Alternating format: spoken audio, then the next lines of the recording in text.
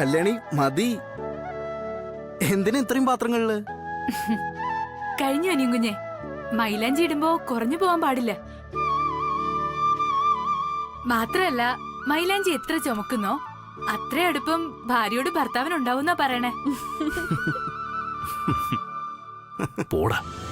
പിന്നെ മൈലാഞ്ചി നന്നായി ചുവന്നു വന്നാലേ അത്രത്തോളം നന്നായിരിക്കും അമ്മായിയമ്മ എന്നൊരു ചൊല്ലുണ്ട് നാട്ടില്, അല്ലേ അഖിലേ? നന്ദന കേൾക്കുന്നുണ്ടോ ഈ പറയുന്നത്? കേട്ടു അങ്കിള്. എന്തായാലും മൈലാഞ്ചി ഇട്ടാലും ഇട്ടില്ലെങ്കിലും അമ്മായിയമ്മയുടെ കാര്യത്തില് ഞാൻ ഭാഗ്യവതി അങ്കിളെ. തൃച്ചംബരത്ത് അഖിലാണ്ടേശ്വരി ആന്റിന്ന് ഞാൻ നാവ് കൊണ്ട് വിളിക്കുന്നതേ ഉള്ളൂ. മനസ്സിലെ വിളി എപ്പോഴും അമ്മയെന്നാ.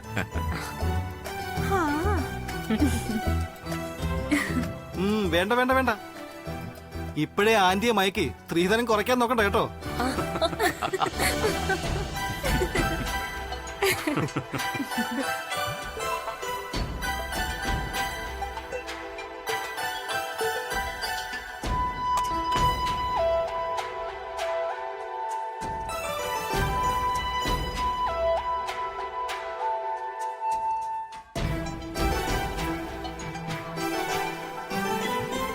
അഖിലേ, സൂര്യൻ ഉദിച്ച ആദ്യ യാമത്തിനുള്ളിൽ തന്നെ തീർക്കേണ്ട ചടങ്ങാണ് ഈ മൈലാഞ്ചി കല്യാണം.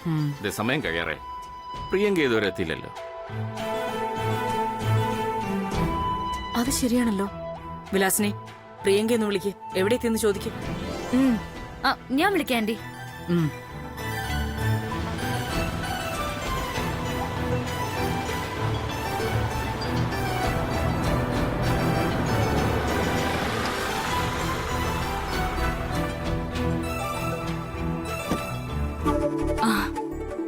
Sorry sorry sorry.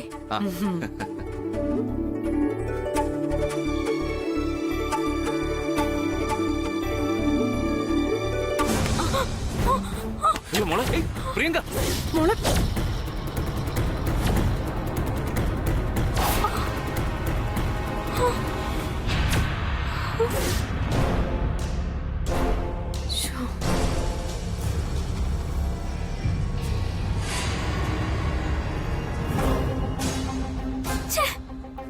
ഇതാരാ ഇവിടെ കൊണ്ടുവച്ചേ?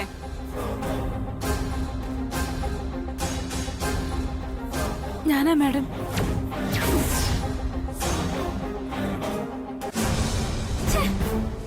ഇതാരാ ഇവിടെ കൊണ്ടുവച്ചേ?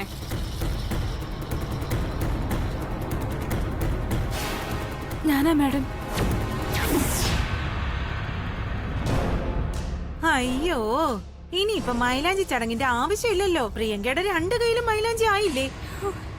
ഇവളെല്ലാം നശിപ്പിക്കും.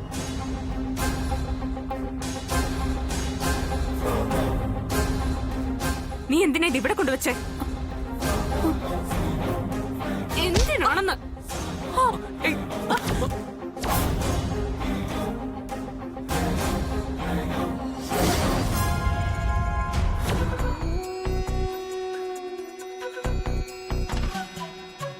നീലരാവിലായി വിരിഞ്ഞ പൂവേ, എൻ ചാരെ വന്നു നീ തലോടി മെല്ലെ.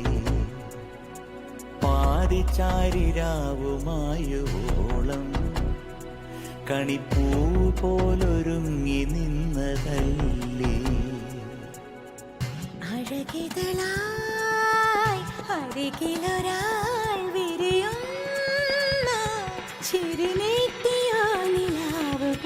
നീലരാവിലായി വിരിഞ്ഞ പൂവേ, എൻ ചാരെ വന്നു നീ തലോടി മെല്ലെ. പാതിച്ചാരിരാവുമായോളം കണിപ്പൂ പോലൊരുങ്ങി നിന്നതല്ലേ. കല്യാണി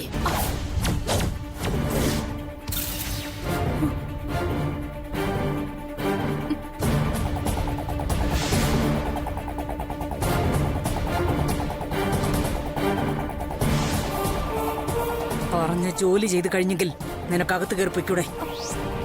പോകത്ത്.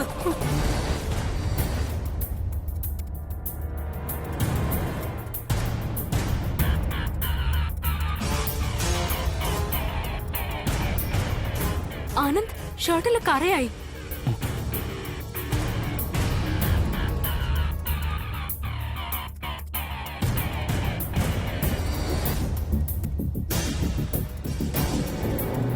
മൈലാഞ്ചിയല്ലേ, സാരമില്ല.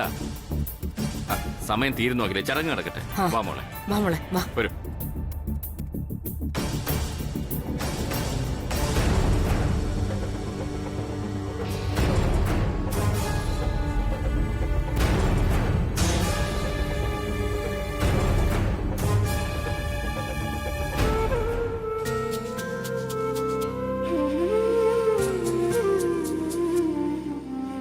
ഒരു നീണ്ട വേനലിൻ മൗനഭാരം നെഞ്ചിലറിയാത്ത നോവായി വിതുമ്പി നിൽക്കേ എന്റെ നിലവിന്റെ ചില്ലയിൽ പാട്ടുപാടും കുഞ്ഞു കിളിയൊന്നുണർന്നുവോ മെല്ലെ മെല്ലെ, കിളിയൊന്നുണർന്നുവോ മെല്ലെ മെല്ലെ.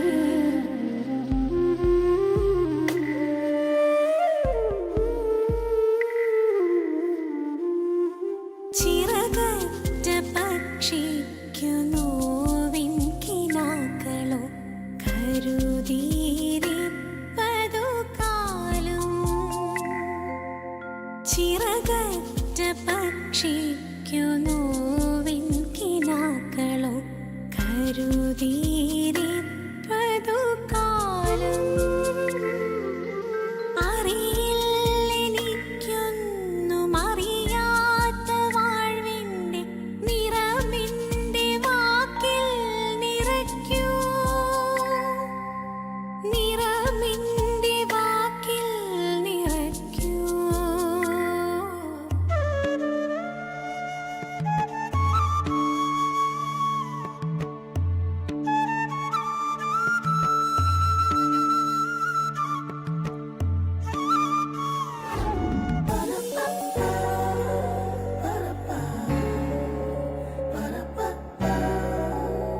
മച്ചു, ഉം.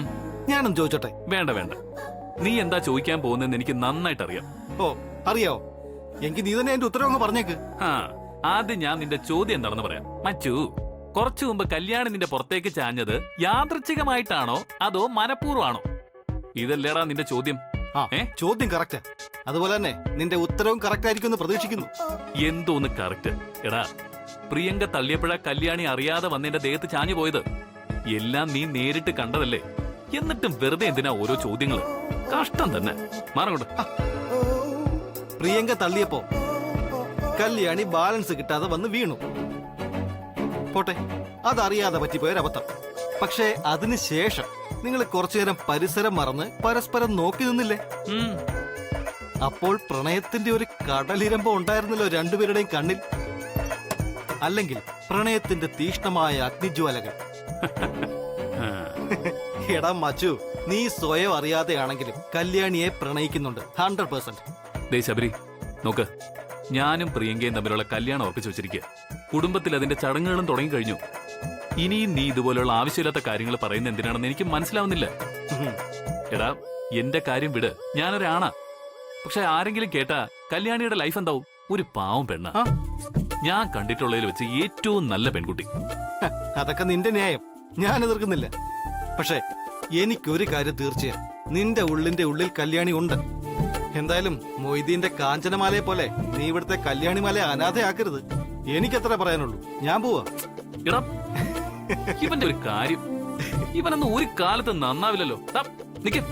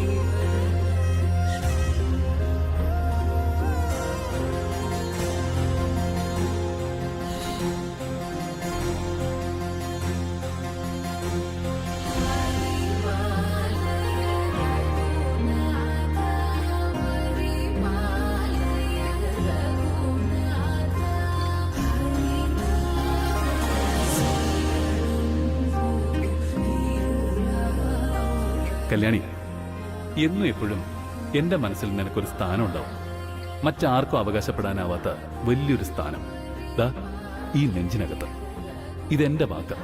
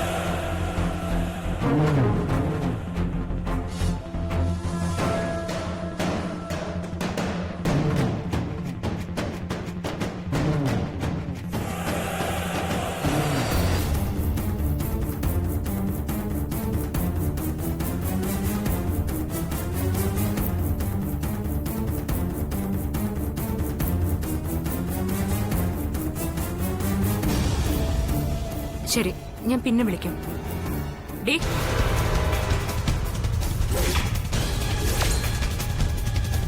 ഇങ്ങോട്ട് വന്നേ, ചോദിക്കട്ടെ.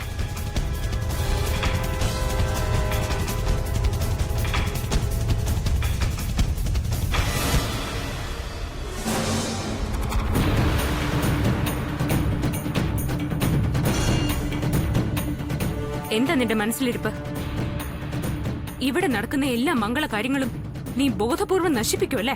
അയ്യോ, അങ്ങനെയൊന്നുമില്ല മാഡം. അറിയാതെ അബദ്ധം പറ്റിപ്പോയതാ. ഓ, ഒരറിയാതെ. എന്നാ എനിക്ക് അങ്ങനെയല്ല തോന്നുന്നത്. നീ എല്ലാം മുൻകൂട്ടി പ്ലാൻ ചെയ്ത് കൃത്രിമം കാണിക്കുന്നതാണെന്നാ. അയ്യോ, ഒരിക്കലുമല്ല മാഡം. എന്നെ വിശ്വസിക്കണം. ഞാൻ ഒരിക്കലും ഈ കുടുംബത്തിന് അഹിതമായിട്ട് ഒന്നും ചെയ്യില്ല.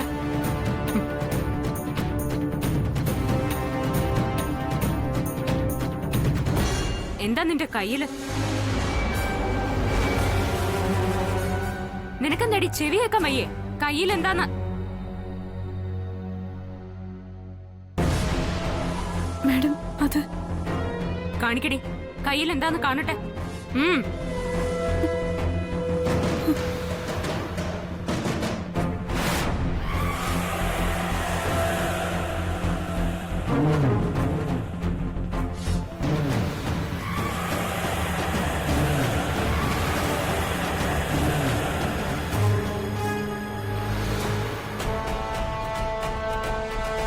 ഷെടാ, ഇത് ആനന്ദ് ഇട്ടിരുന്ന ഷർട്ടല്ലേ? ഇതെങ്ങനെ നിന്റെ കയ്യിൽ വന്നു? അത് പിന്നെ വലിയ കുഞ്ഞിന്റെ മുറിന്ന് എടുത്തതാ. ഓഹോ, നീ വലിയ കുഞ്ഞിന്റെ മുറിന്ന് ഷർട്ടും എടുക്കോ? എന്താ ആവശ്യത്തിന്? ഷർട്ട് കഴുകിയിടാനായിട്ട് എടുത്തതാ. കഴുകിയിടാനോ? എന്തിന്? അല്ല, മനസ്സിലാവാത്തോണ്ട് ചോദിക്കുക. നീ ഇവിടുത്തെ പാചകക്കാരിയാണോ അതോ അലക്കുകാരിയാണോ? അടുക്കളയിൽ വെച്ച് വിളമ്പലും കഴുകി തുടക്കലോ നിന്റെ ജോലി. നിന്നോട് ആരാ പറഞ്ഞ തുണി അലക്കാൻ? ചോദിച്ചത് കേട്ടില്ലേ? നിന്നോട് ആരാ തുണി അലക്കാൻ പറഞ്ഞെന്ന്? അത് ഞാൻ കാരണല്ലേ വല്ലുവിന്റെ ഷർട്ടിൽ മൈലാഞ്ചി പറ്റിയത്. അതുകൊണ്ട് ഞാൻ തന്നെ കഴുകാന്ന് വിചാരിച്ചെടുത്തതാ. അത് ന്യായം. എനിക്ക് ഇഷ്ടപ്പെട്ടു. ഏതായാലും കൊള്ളാം നിന്റെ മോഹം. നീ വൃത്തികേടാക്കിയ ഈ ഷർട്ട് നീ തന്നെ അലക്കി വീണ്ടും ആനന്ദിടുന്നത് നിനക്ക് കാണണം. എന്നാലേ നടക്കില്ലത്. നിന്റെ കൈ തൊട്ട് അടയാളം പതിഞ്ഞ ഈ ഷർട്ട് ഇനി ആനന്ദിട്ട് കാണണമെന്നുള്ള നിന്റെ മോഹം നടക്കില്ല. നടത്തില്ല ഞാൻ.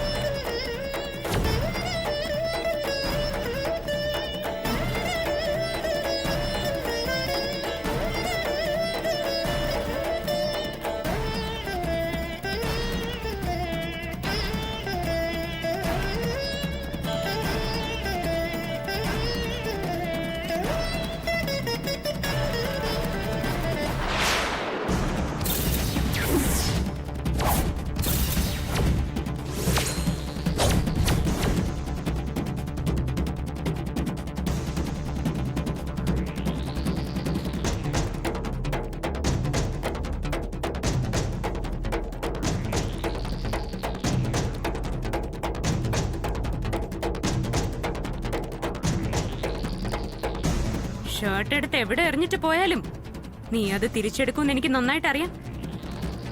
എന്നാലേ ഇനി ഈ ഷർട്ട് നീ കൈ കൊണ്ട് തൊടില്ല ഒരിക്കലും.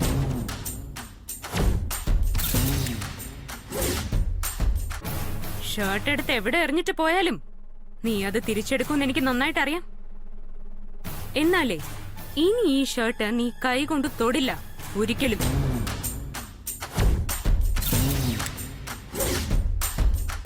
എന്റെ രീതി വെച്ച് നോക്കിയാ ആനന്ദിന്റെ ദേഹത്ത് തൊട്ടതിന് നിന്റെ കൈകൾ വേണം കത്തിക്കാൻ.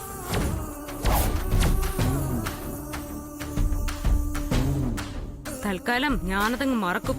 ഇതെന്റെ സ്വന്തം വീടല്ലാത്തതുകൊണ്ട്. പക്ഷെ നിന്റെ കൈ തൊട്ട് വൃത്തികേടാക്കിയ ഈ ഷർട്ട് ഇനി ആനന്ദിന് വേണ്ട. താടി. അയ്യോ മാഡം വേണ്ട. വീടങ്ങോട്ട്. മാഡം മാഡം വേണ്ട മാഡം. മാഡം മാറ്.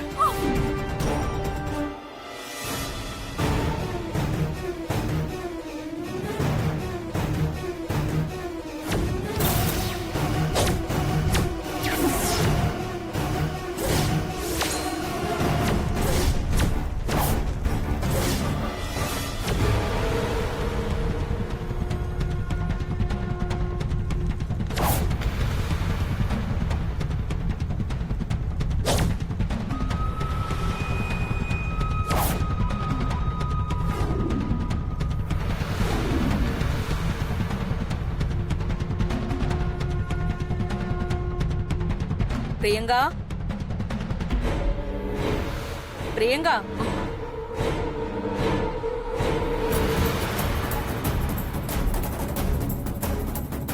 പ്രിയങ്ക,